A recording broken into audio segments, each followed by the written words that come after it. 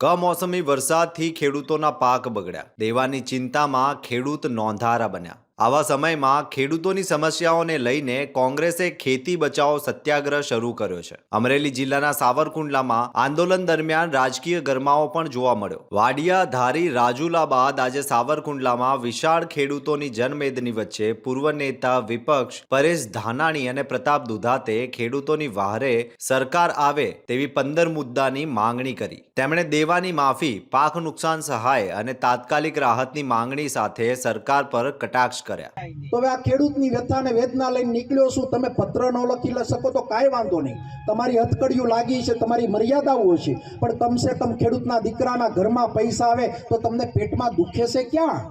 વધારાની વાતો બંધ કરો, વધારાના ગતકડા બંધ કરો। ગામડામાં આવવું તમારે ભારે થઈ પડશે જો હું એ પ્રકારનું રાજકારણ ચાલુ કરીશ।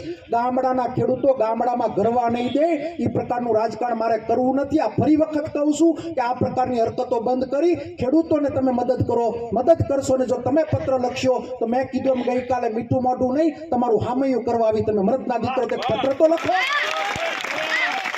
તમે ખેડૂતના દીકરા તરીકે સાવરકુંડલાના મતદાર, તમને મત આપ્યા, ધારાસભ્ય બનાવ્યા, તમે એકવાર પત્ર લખો ને, તમને હું હારતોરા કરવા આવી, ક્યાંય નાના બાપનો નથી થતો, પણ વધારાની વાતો બંધ કરજો।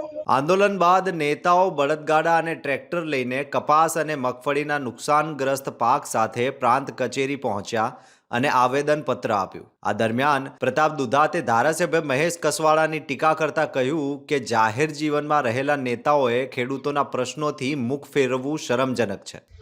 બળદગાડામાં એટલા માટે આવ્યા કે ખેડૂતનું નિશાન, ખેડૂતની ખેતી એ બળદ સાથે જોડાયેલી છે। મોટી સંખ્યામાં ખેડૂતો એની વેદના, એની વ્યથા અને જે અમે ખેડૂત સત્યાગ્રહ કમિટીએ વાત ઉપાડી છે દેવા માફીની, સ્વયંભૂ આ ખેડૂતો આવ્યા હતા, પોતપોતાના ટ્રેક્ટરો, પોતપોતાના વાહનો લઈ ખેડૂતોના હિતની વાતમાં ધારાસભ્યએ એક સરપંચને વાત કરી અને એની ઓડિયો મારા સુધી આવી કે અમને આ રીતના દબાવવામાં આવે છે, તો મેં 2 ધારાસભ્યોના બેનર લગાડ્યા, એને સ્વાગત પણ કર્યા અને જો કોઈ ખેડૂત એકતા તોડવાનું, દબાવવાનો પ્રયત્ન કરશે, ખેડૂતના દીકરા તરીકે મેં ખેડૂતની જન્મ લીધો ત્યારે એનો અવાજ ઉપાડતો, એમાં રોડા નાખવાનું કામ કરશે તો આંદોલન ઉગ્ર બનતા વાર નહીં લાગે। કમોસમી વરસાદથી હેરાન ખેડૂતો માટે આ આંદોલન આશાનું સંદેશ આપે છે, પણ રાજકીય ગરમાવા વચ્ચે ખેડૂતોને રાહત ક્યારે મળશે તે સવાલ યથાવત છે। જોતા રહો ગુજરાત વંદન। ધન્યવાદ।